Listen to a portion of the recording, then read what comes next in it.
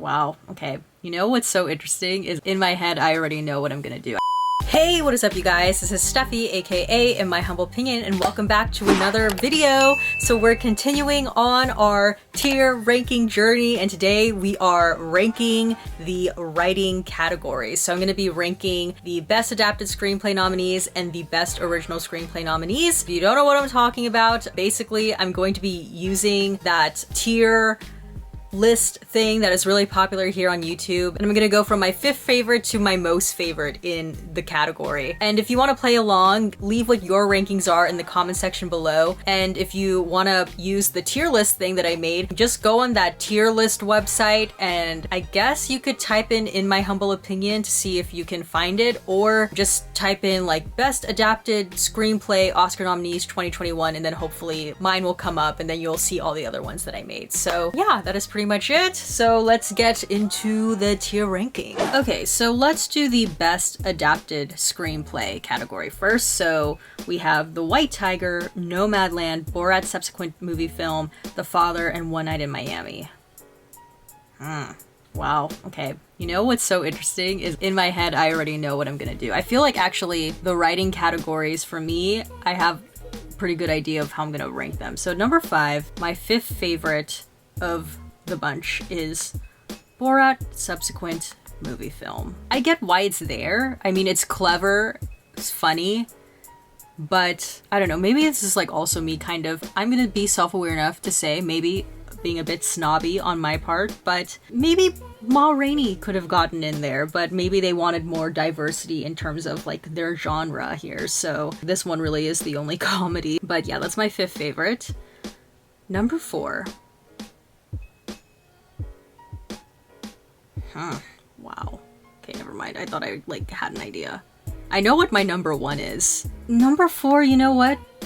I'm gonna go Nomadland. I don't know how much of that was improvised in terms of like when they actually went to film, because aside from Frances McDormand and the guy who sort of like played her love interest, like the other people, they were not playing roles, like they were themselves. So like how does that work? Are you giving them the script? Like I should have done more research maybe to see how that all worked, but yeah, I'm just gonna put that at number 4. Just personal preference, you know. 3rd favorite, One Night in Miami. That's so crazy to me that like that's an actual thing that took place. Like the idea of these 4 iconic black men getting together and kind of talking shop in this way. Then again, I feel like the conversation part of the movie is imagined, but like the actual event, like that took place. But putting that as my number 3 because I feel like it kind of dragged a little bit in the beginning, but then once like they actually started to talk, then it was like, ooh, okay, we're here. Number 2 is The White Tiger for me because it's an original take on a rags to riches story. It's just way more than that. I love the cultural specificity aspect in terms of it being like very focused on Indian culture and the caste system and all of that. The only thing that I freaking hate about it is that record scratch. So I bet you're wondering, how did I get here beginning? But putting that as my number 2. And number 1 is The Father. I freaking love The Father. I love that movie. So The Father is actually adapted from a play. That's why, you know, it's in the adapted category. I don't know if there's like a way for me to see what the stage version of the story looks like, but I would definitely be interested in watching the play. Also heard that the same guy has another play called The Son. I don't know what that's about, but that would be really cool if they can make The Son into a movie as well. So yeah, but I just freaking love The Father. I think that story was so original, and just like the way they portrayed dementia or Alzheimer's disease through the perspective of someone going through it was just really like creative. So yeah, that's my number 1. So recapping, my 5th favorite, Borat subsequent movie film. My 4th favorite, Nomadland. My 3rd favorite, One Night in Miami. My 2nd favorite, The White Tiger. And my top favorite, The Father. Okay, so let's go to best original screenplay. I think I have an idea of how I'm gonna do this too. I know what my number 1 is. My 5th favorite of the 5 here. I'm gonna go Oh, wow. Okay, I'm gonna go Judas and the Black Messiah. You know, the reason why I'm putting it at number 5 is we've seen a sort of like a similar formula of how this movie works, but just like in the context of like a different setting and different characters. But, you know, still a solid story, solid movie. That's crazy that, you know, based on true events, but that's my number 5. Speaking of based on true events, number 4, Trial of the Chicago 7. The reason why I'm putting it at number 4 is because I just think, like, you know, that Aaron Sorkin pacing, man, like, he freaking knows what he's doing. It may not be the best Aaron Sorkin movie, but considering that there's so many moving parts in Trial of the Chicago 7 and he was able to write it in a way that was still really engaging, I'm putting it at number 4. Number 3.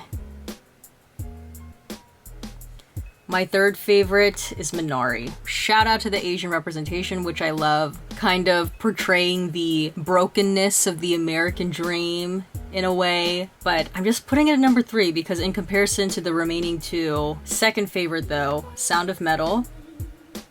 Top favorite, Promising Young Woman. So a little bit about Sound of Metal. I feel like I said this in previous videos now, but the story of Sound of Metal sort of showing the stages of grief in terms of how someone copes with the fact that they are losing their ability to hear. I like, similarly to The Father, I like that it is from the perspective of someone like going through that experience and it's not just like us kind of watching it from afar. And I just thought that was a really clever way of writing that story. But my number 1 favorite is Emerald Fennell's Promising Young Woman. I just thought that was a really bold story, and I really do applaud people who make bold, creative choices. And that third act, like, spoiler alert, they kill off their lead character, and for like the last 10-15 minutes, she's not literally there. Like, she's dead. And I remember when Cassie dies in the movie, I was like, oh my god, now what happens? Like, there's still some movie left. And I think that was a really bold choice of Emerald Fennell to do, to kill off her lead like that. I feel like the controversies kind of died down, but I remember when that movie first came out, there were so many people like arguing back and forth on Twitter. But I think those are the stories that are the memorable ones, or the ones that really make bold choices that not everyone is going to agree with. And like I said in my review of Promising Young Woman, I don't understand how you can go through watching that entire movie and thinking that Cassie is gonna be perfectly fine and she's gonna triumph in that room. Even with all of that being said, it was still very shocking to see her die. So that's my number 1. It was a bold script from Emerald Fennell. So to recap, coming in at number 5 as my 5th favorite best original screenplay, Judas and the Black Messiah. Number 4, Trial of the Chicago 7. Number 3, Minari. Number 2, Sound of Metal. And coming in at number 1, Promising Young Woman. Alright, well that's about it from me for this video. If you liked it, please give this video a thumbs up. Don't forget to hit the subscribe button and please turn on the notification button down below so you know when a new video from me comes out.